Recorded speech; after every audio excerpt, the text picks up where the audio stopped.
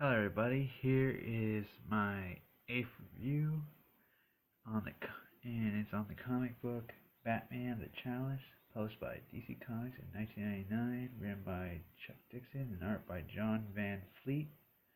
The plot centers around something I had never actually expected, which is Batman gaining the Holy Grail and protecting it from Ra's al Ghul and a psychotic cult who wishes, of course, possess it. I mean, who doesn't want the freaking Holy Grail?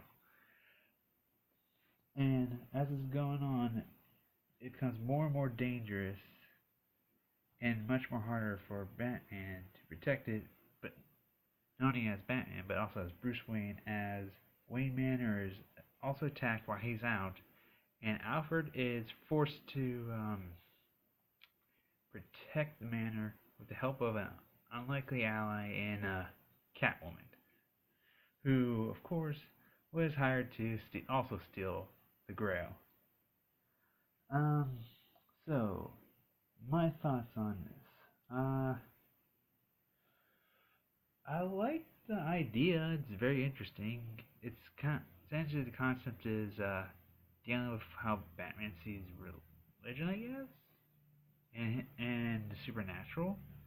I mean, it's not really been touched on. In there, Batman asks a bunch of people if they believe in God, and this got them thinking about it. It would get anyone thinking about it, especially seeing how he notices it works when it heals him from an injury that should have killed him.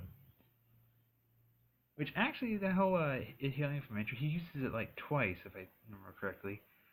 And I actually thought it would be interesting if he actually sort of started getting addicted to it, kind of like in that one storyline Venom, which, remember correctly, is I think it's supposed to be like the prequel to the origin of where Venom comes from. And in that story, Batman, gets a hold of it. But they didn't go that route, and I think some of these ideas could have been expanded upon if this book was longer or has sequel. And the main problem I have with the writing is it gets rushed kind of halfway through. However, I do kind of like how Chuck Dixon writes Batman, where he's not really dickish.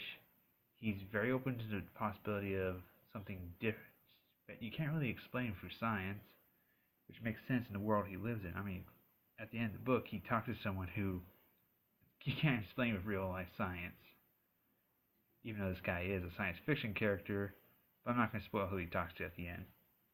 And actually, speaking of that, there's a lot of cameos from different supporting cast members and Batman villains, but it doesn't get too bogged down in that, like I think modern comic books do. And then we have Barbara Gordon, Commissioner Gordon, they show up. We have the Penguin show up. We got Two-Face show up, and it's never there. And it never doesn't feel out of place at all. Most of these are just your one page each. And I did think the whole scene. My favorite part was when Catwoman had to team up with Alfred when the Manor got attacked by this psychotic cult who wanted the Grail. And even though I do kind of question why is there guns at Wayne Manor, seeing how Batman hates guns, and why is Bruce okay with Alfred using them? Well, other than that, that was pretty cool. And there's a lot of fun moments with that. But I think the biggest downside to this book has to be the artwork, which I really don't care for. I'm not going to say John Van Fleet is a bad artist. I don't like how he does the whole dark and murky and very blocky art style. I feel it fits better with Mike Mignola, and I kind of wish Mike Mignola did this book, because Mike Mignola has done Batman in the past, and it's really good. And it actually, stop thinking about it, that would have fit the story a whole lot. I also suspect he might have been doing this a little bit digitally, because there looks like some panels I'm like, I can't tell if he did that, the artist did that digitally, or it might have been a colorist. But I feel maybe this was something else, it would have been better. His artwork would have served better. But I do like dark and artwork with Batman, because it does really fit with him. However, I don't like how it's done here. And that's my main downside of the book, is I don't really care for the artwork at all in this book. But yeah, I didn't hate this book. It's a really quick read, which I think maybe should have been a little bit full on storyline, maybe. Yeah, because in there's like Batman, in order to give more of a sense of how Batman's, having a harder time protecting it. I would expect he would have put more for the gauntlet and threw more villains at him, which I think would have been better. But that sounds like something you want to do with a Batman family storyline, and I don't think that the story, like the concept of the story, is worth that much to do a giant crossover. But it makes sense for like Ra's al Ghul to be the main villain, and in there, his reasoning for why he wants the Grail is not what I expect at all, and that's kind of good. But I didn't see that coming. I wish they would expand on that more, but it's all right. So my final thoughts on this book is I give the story a C plus. It's slightly above average, but still kind of average. There's a lot of good ideas, but they're not expanded on, like I said. And also, like I said, it feels rushed halfway through. And because of that, it's kind of too quick of a read. I mean, it is 95 pages, but it's shorter. Most books, even 1999, at least has some narration boxes that gave you kind of time to read it more. But this really didn't have any. There was not that much, and it's mostly dialogue and thought balloons, which you can definitely see now how the comics are changing.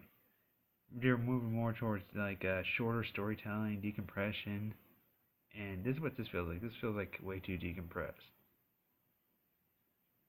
I mean, not decompression. I mean, they're more moving towards to actually, no, it was decompression. Yeah, I think minimum storyline person.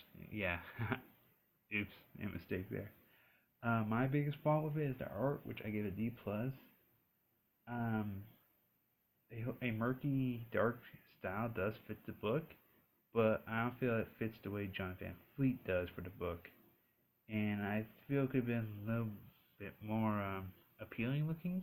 That sounds weird, dark and murky, but if you've seen like a Mike Mignola or there's another artist who kind of draws like that, but they fit really well with that style, and still visually appealing to look at. And also another problem I have is the fight scenes are too stiff, the way they're drawn. So, but it ain't too bad to the point where it's non-readable. That's why I'm giving it a D. I'm giving it a plus. Well, I hope y'all like this, and I should have another video coming up very soon with an announcement. Bye.